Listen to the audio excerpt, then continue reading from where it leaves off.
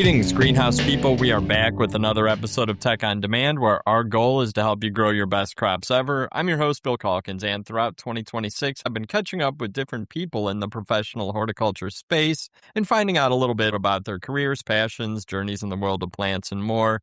Calling these conversations Pick 4 because I sent each guest a list of 12 questions and they picked 4 to answer and discuss. Although this episode is going to be amazing, I do want to encourage you to jump back in the archives and listen to the previous ones as well. I think the range of guests and their experience really highlights how awesome our industry is. Today, I'm excited to be joined by my friend Jamie Gibson, Dr. James Gibson, the technical lead at Syngenta Flowers here in North America. Jamie, welcome to the podcast. All right, Bill. Great to be here. Yeah. And we were just talking. Spring is, in the world of technical services, spring is sort of probably wrapping up in a way. A lot of products have shipped over the last weeks and months, certainly down south and starting to really move up here in the Midwest, turning your attention to mums here pretty soon, right? Yeah, and even mum cutting quality is the big focus right now, just making sure we're starting off on the right foot, coming out of the Alba, Florida farm. Just wrapping up the bedding plant season with cutting quality, and then, just a few questions on the production side. It's been kind of a quiet season so far, here and there, the typical problems. But overall, things are good, and it's been quite quiet the last 10 days, I'd say. I think people are shipping. The weather's been a little bit on the dry side, knock on wood. Hopefully our May is not terrible on weekends, and we have a really good spring season. Yeah, and we just needed to warm up here in the Midwest, and I think product is going to fly. So I was kind of stalking your LinkedIn because as long as I've known you, you've been the technical guy at Syngenta. Like, I was thinking back, like, as far as I can remember, many, many years. And I was wondering, like, what other roles have you had with other companies in the industry? And I know you went to NC State, like the Hort powerhouse. It seems like everybody I work with these days went to NC State. You guys have just taken over the industry. But I really didn't really know where you did your undergrad. But from just stalking your LinkedIn, it looks like you've been at Syngenta just about as long as I've been in the industry, like 20-ish years, maybe more. And then before NC State, you were a mountaineer at West Virginia. So Yep. Tell me, where did you grow up? Maybe a little bit about your trajectory in the industry after earning a master's and PhD from NC State. Mycorrhizal Applications is recognized as the master distributor of a portfolio of biological and botanical plant support solutions and the world's leading supplier of mycorrhizal soil inoculants. Backed by industry-leading research and advanced production, they deliver innovative products that support plant health, performance, and vigor. They're known across the industry for popular brands like MycoApply, AmiloShield, and Debug. Mycorrhizal Applications offers proven solutions tailored to every growing operation. To learn more or find a distributor, visit mycorrhiza.com. Okay, yeah. So born and raised in Southern Maryland, horticulture is in my family. I often say dirt is in my blood. Nice. On both sides of the family. So my mom's side was true horticulture. My great-grandfather was a plant pathologist, a state plant pathologist for the University of Maryland, Dr. J.B.S. Norton, and he was a daylily breeder. And then on my dad's side, those are farmers. They're tobacco farmers. At their heyday, they were raising about a little over 100 acres of tobacco, burley tobacco, where you hang the tobacco there. So agriculture has been a part of my life. So yeah, did my undergraduate at West Virginia University, had an amazing floriculture advisor who came from Cornell, Dr. Brad Burse. He was a true floriculturist, but he was also a horticulturist. So he knew shrubs, trees, plant ID, botany, just an inspirational guy. So he triggered me into more of the science, and that's where I decided to pursue more of an advanced degree. But before NC State, I was actually a grower for about 2 years. I did 2 summer internships at a greenhouse named Green Street, before Green Street Growers, it was called Windmere Nursery. Okay. That was where I cut my teeth in floriculture. So I was a rooting station. It was finish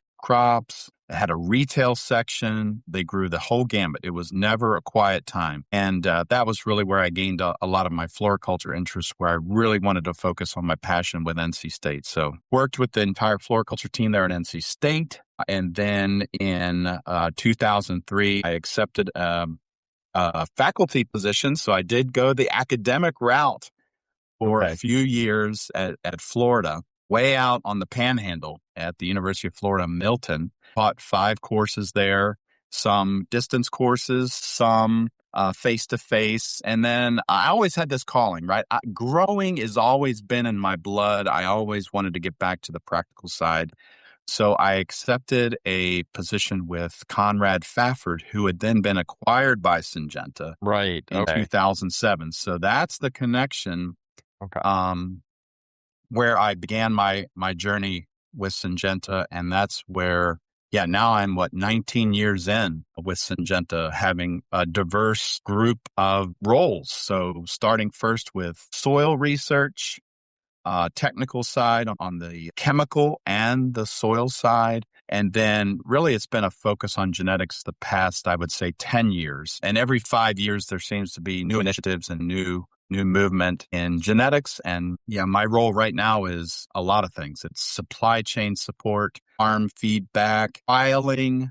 Then we're getting into all the diagnostics and problem solving that goes with technical services. And then the season basically begins again with supplying with support of the supply chain. Okay, so all right. So it was that point, that Fafford time period is probably where we met. I wasn't making that connection. I'd completely forgotten about that. So that helps me put this timeline together. And I would have guessed that there was greenhouse production in there somewhere. I couldn't pinpoint where it was, but you are so knowledgeable about the practical side of growing plants that I should have assumed that there was a couple years at least or more of greenhouse production in there. So thank you for that timeline. I think it really does shine a spotlight on all the different roles in our industry and how everybody wears a lot of different hats. And it was interesting you said about every 5 years things change and in flux. I guess that keeps it interesting, right? Never a dull moment, right? No one day is the same. Yeah, it's been just an intense time where you're just launching new products. You're also bringing new innovations, solutions, culture, and then how do you support that cutting or seed from the beginning with young plants? Okay, well, and that's true because you do deal with both seed and vegetatives, pretty much covering the whole board there. All right, we do have 4 questions to get into, so are you ready? I am ready. All right, and I guess we already touched a little bit on the first one, but I'm sure that there's more of a in-depth moment for you to recount here. So what was your first exposure to horticulture, and how did you feel, react, and respond? I think most folks talk about their grandmother or their grandfather, and my grandmother being the daughter of a professional horticulturist, a plant breeder. I just read one of his peer-reviewed articles on native grasses of Maryland, and it was like a 19-page peer-reviewed journal article with illustrations and descriptions.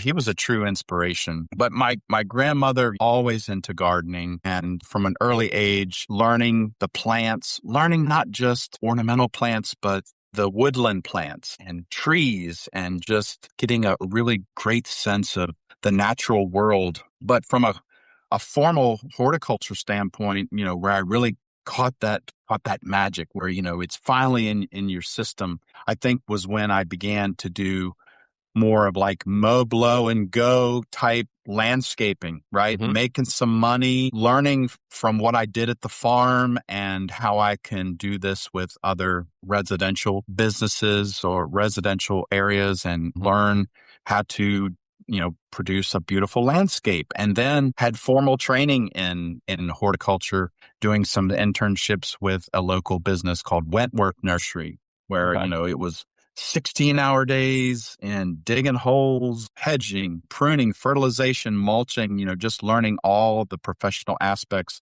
of that. And when I did that for a couple summers, making a few bucks an hour, and then to go into the commercial greenhouse, that's when you saw you can make good money. You're not in the rain all the time. Mm-hmm. You're under flowers in the winter time. You're working with ornamental plants in the winter when everything is dull and dreary. So that really kind of sparked the horticulture side of my career. So the hard work hooked you, and it didn't run you off. It's good. Oh, the work ethic has always been there.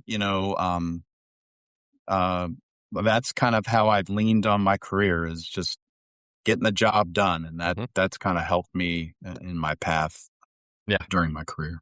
Oh, I think that's great. And I do love hearing the story about grandparents. I have a similar story. I definitely learned a lot from grandma and grandpa out in the garden and mom. So no, that's really, really cool. All right, next question. And this is one of my favorites. I'm really glad you picked this one. All right, if you won the lottery and could start a horticulture business from scratch, what would it be and what would it look like? Yeah.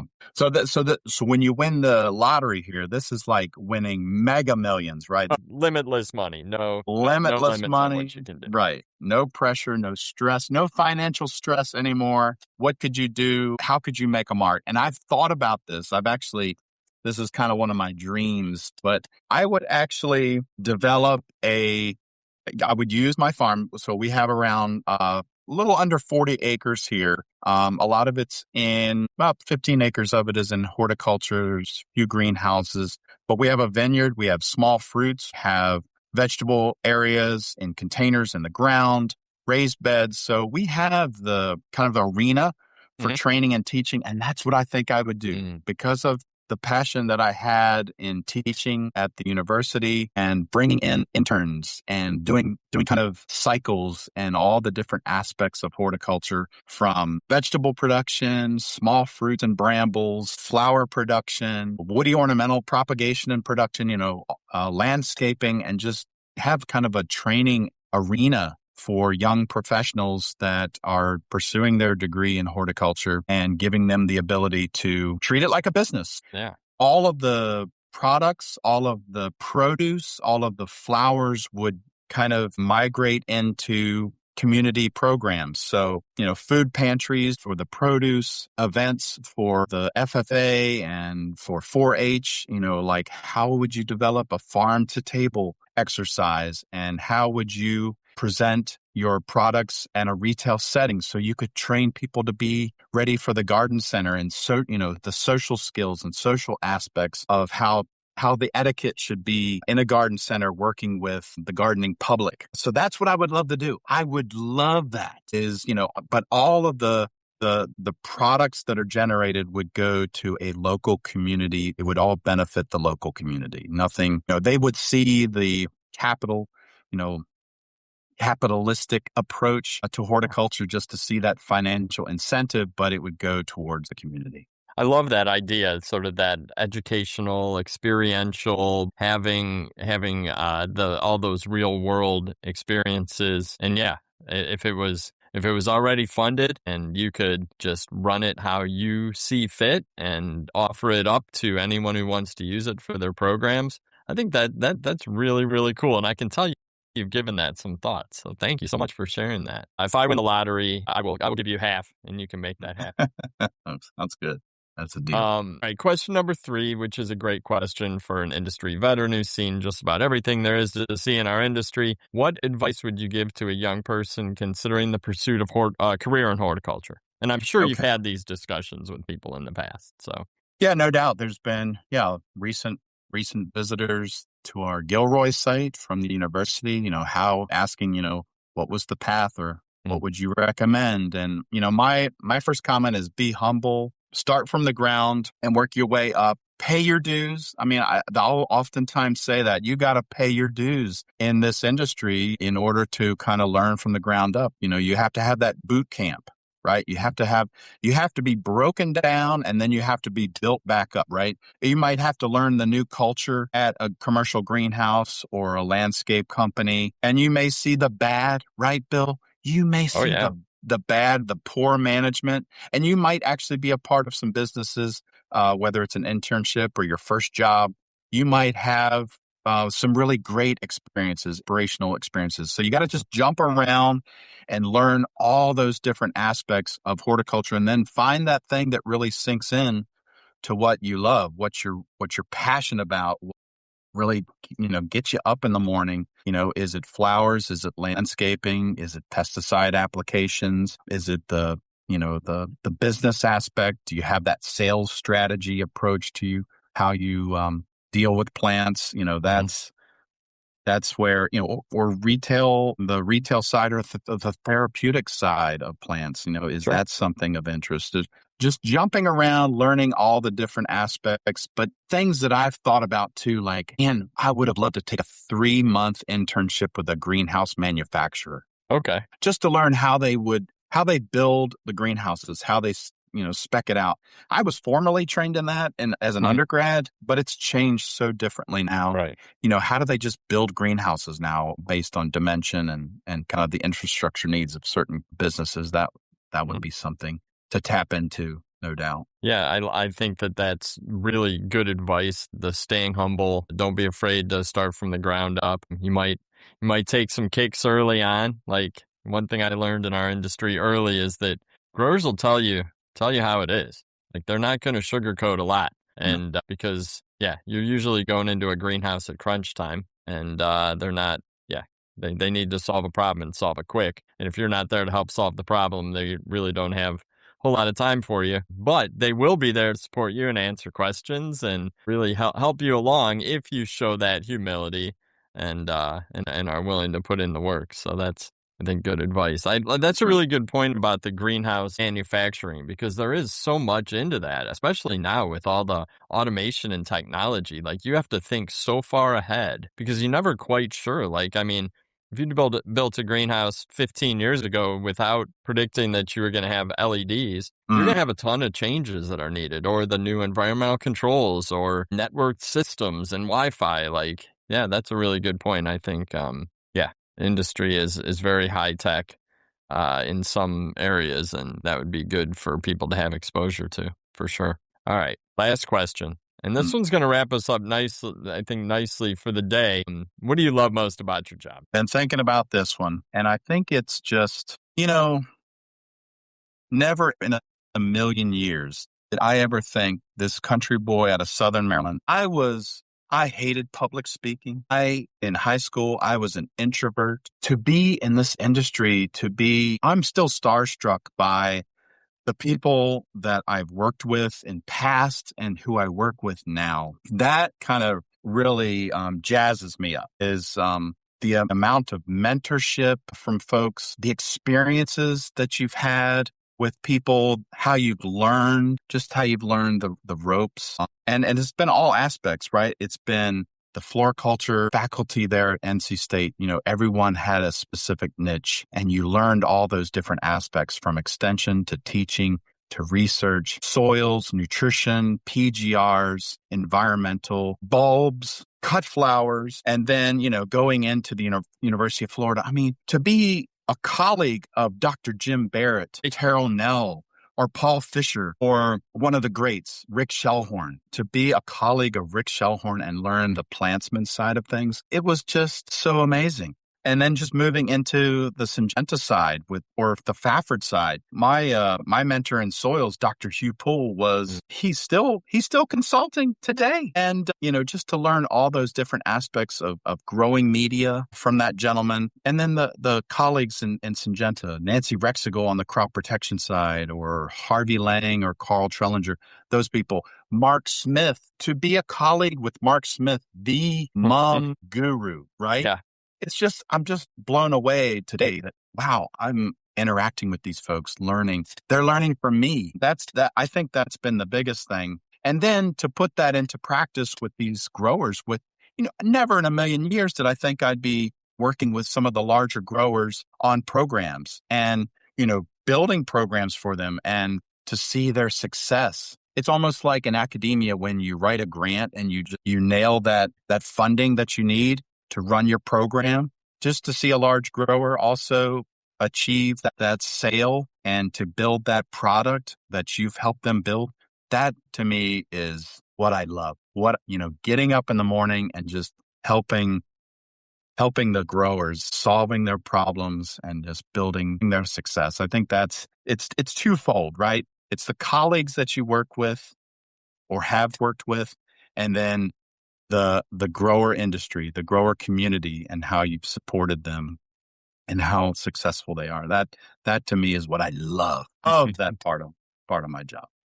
And to be a floriculturist, that is, I am living my dream job, and I can only hope that I can do this for another 11, 12 years for our industry and just really round out my career. I think that's absolutely fantastic. You have definitely learned from some legends, and I'm sure that a lot of people would say the same about you. They've learned so much from you, whether that's, to, like you said, the greenhouse businesses that you partner with and work with and support, or the other technical folks around the industry that hold you in very high regard. I've got one little story too, Bill. All right, so just recently, an intern of mine that was working back in the mid-20 teens, she now is teaching me artificial intelligence platforms and apps, how to make my workday more efficient and save time.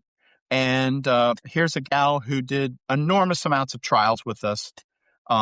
Christina Bergard, that is her name, down in South Florida. She's one of our trials. She's our trial coordinator, but she has a knack for AI, and she's now teaching me. So that's been rewarding too, right? Yeah, right. That's the goal. I mean, that's the goal. You're obviously an educator down to your core, and that's the goal, right? Is to have a person that worked, that you've helped in the past, now coming back and being a mentor for you in something. That's got to feel so, so good. Wow.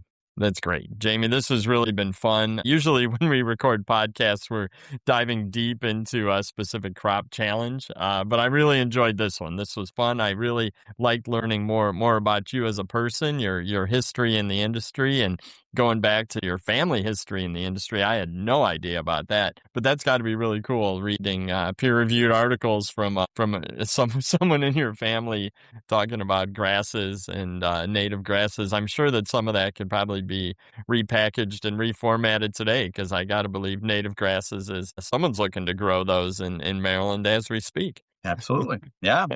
And to show my daughters, their great grandfather's daylilies that he bred. He has a collection at the National Arboretum. To show them that, I mean, that's just, I can't describe it. I can't describe what that feeling is. That's cool. That is so awesome. Well, I love hearing it. Again, thank you so much for your time today. I know it's a busy time of year. Thanks for taking the time to catch up, Jamie. My pleasure, Bill. Always a pleasure. Thank you.